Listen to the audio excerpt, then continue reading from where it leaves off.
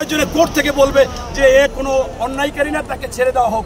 তাই আমার মনে হচ্ছে যে এখনো সময় আছে, অল্প সময়ের মধ্যে তাদেরকে গ্রেপ্তারের আওতায় এনে তাদেরকে বিচার করতে হবে এবং এই গুম খুন সবকিছু আমাদের প্রধান উপদেষ্টা মহোদয় সেদিন যে ভাষণ দিয়েছে সবকিছু তুলে ধরেছে, এটা ভালো কথা, কিন্তু তুলে ধরা এক কথা আর অ্যাকশনে যাওয়া এক কথা। আমাদের উনি যেমন বলেছে যে 6টি আপনার সংস্থা বা প্রতিষ্ঠানকে আপনার করবে, পরিবর্তন সংস্কার করবে, সেখানে 6 জন কমিশন বসিয়ে দিয়েছে। আমরা দেখলাম বদিউল আলম মজুমদার, স্বাধীন মালিক, এরকম কয়েকজন ভালো।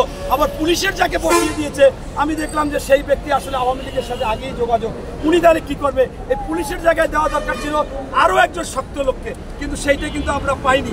এমতো অবস্থায় আমি বলতে চাচ্ছি এই বিষয়গুলো গুরুত্ব দিতে হবে এবং উনি যেভাবে বলে দিচ্ছে যে 3 মাসের মধ্যে প্রত্যেকটা সংস্কার করতে হবে, ঠিক এরকম আমাদের 1 মাসের মধ্যে সকলকে গ্রেপ্তার বা 15 দিনের মধ্যে বা 7 দিনের মধ্যে গ্রেপ্তার করলে এই গুমকারী, এই খুনকারী, এই হত্যাকারী এরা পালিয়ে যেতে পারবে না এবং তাদেরকে এখনো ধরা সম্ভব। ধন্যবাদ। আরেকটা প্রশ্ন, সেটা হচ্ছে আমরা সম্প্রতি দেখতে পেয়েছি যে তারেক রহমান সম্পর্কে একজন সমন্বয়ক হাসনাত আব্দুল্লাহ তিনি আসলে একটা মন্তব্য করেছেন। তিনি বলার চেষ্টা করছেন যে আসলে ছাত্রদের যেরকম বক্তব্য ঠিক সেরকম বক্তব্য দেওয়ার বর্তমানে চেষ্টা করছেন তারেক রহমান। ওনার এই যে বক্তব্য, হাসনাত আব্দুল্লাহর বক্তব্য, সেটা কিভাবে মূল্যায়ন করবেন? ধন্যবাদ আপনাকে। আমি ভাই নামটা মেনশন করে দেন।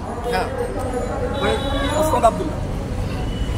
আমি আপনাকে স্পষ্টভাবে জানাতে চাই, এই যে হাসনাত আব্দুল্লাহ বিভিন্ন সময় বিভিন্ন কথা বলতেছে, আমার কাছে মনে হচ্ছে স্পষ্ট যে আওয়ামী লীগের যে অফুরন্ত টাকা আছে, অবৈধ টাকা আছে, তাদের এই টাকা পয়সা নিয়ে হয়তোবা সে তাদেরই একটা এজেন্ডা বাস্তবায়ন করতে চাচ্ছে, এটা আমার কাছে স্পষ্ট মনে হচ্ছে। কেন মনে হচ্ছে?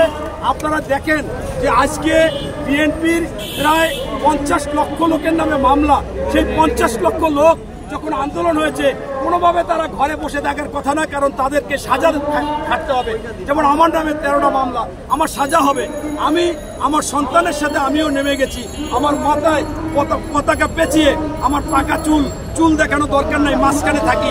এরকম সারা বাংলাদেশের এই যে সরাসরি 50 লক্ষ বিএনপির যারা মামলা ছিল তারা কিন্তু এই আন্দোলনে ছিল, তাদের সন্তানদেরকে নামিয়ে দিয়েছে। আমার সন্তান কেবল কলেজে ভর্তি হয়েছে এই বছর আপনার 16ই জুলাই, সেই দিন থেকে আন্দোলনে নামিয়ে দিয়েছি। এই যে আমরা বাঁচার জন্য, দেশকে রক্ষা করার জন্য সবকিছু মিলিয়ে এই আন্দোলনে ছিলাম, অথচ এই হাসনাত আব্দুল্লাহ বলেন বা অন্যরা কতটুকু ক্ষতিগ্রস্ত হয়েছে। এবং ইতিমধ্যে আপনারা জানেন যে বিএনপি মহাসচিব বলেছে 298 জন হত্যা হয়েছে বিএনপি এবং ছাত্রদল পরিবারের। এবং এছাড়া যারা আহত আছে, আমি পঙ্গু হাসপাতালে গিয়েছিলাম, সেখানে মহাসচিব গিয়েছিল, 101 জন রুগী দেখেছি, তার মধ্যে 90 জন ছাত্রদলের।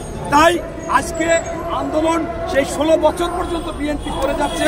বিএনপি গুম হয়েছে, আপনার কয়জন গুম হয়েছে? আপনার পরিবারের কয়জন গুম হয়েছে? হাসনাত, আপনার এই যে আমরা খুন হয়েছি, আমরা এই যে মামলা